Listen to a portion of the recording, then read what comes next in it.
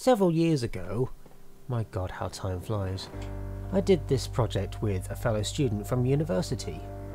The story was a sort of sci-fi epic combining CG with real life, and the character would teleport from the real world into this real world via an Einstein-Rosen bridge in the form of an elevator, which is why the animation was called Elevator Ritual.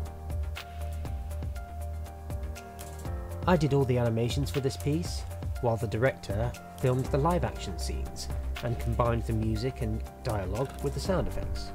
I'll show you all the clips in the order they were supposed to happen according to the screenplay, but without any of the context, which I just happen to not have. It might not make a lot of sense, but you should get an idea of the basic story. The sound effects and music were done by the director as well, which I also don't have. Sorry about that. This was a really unusual and really challenging project for me because I'd never done something this in-depth or this fully animated. I mean, you can tell that it's really amateur because I don't often get to do this. It really takes a lot of time and work to build a character and then rig them to a skeleton and make them move.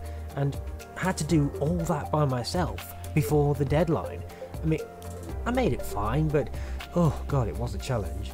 But the director was quite impressed, and all the other people she was working with were also really impressed with what I did. And I'm really proud of it, despite how dated it looks now. The story here is that the main character is being guided by an AI speaking in his ear, walking him through this virtual world. And the AI wants the main character to download his brain into this machine because it would benefit the AI. But obviously no one's just going to do that. You have no idea what you're signing up for, you're just giving up your brain. So obviously the main character is going to be afraid and try to resist and run. And so he is rescued by this other person that is also in the virtual world and has a real counterpart. But she has been twisted and modified by this world because she's resistant. She's kind of like the one from the Matrix, so she looks different and she's got strange powers and strengths. So she helps him escape.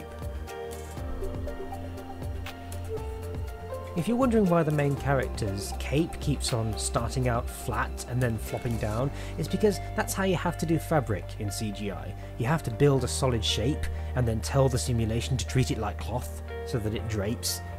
I thought I'd leave that in there because it's kind of funny.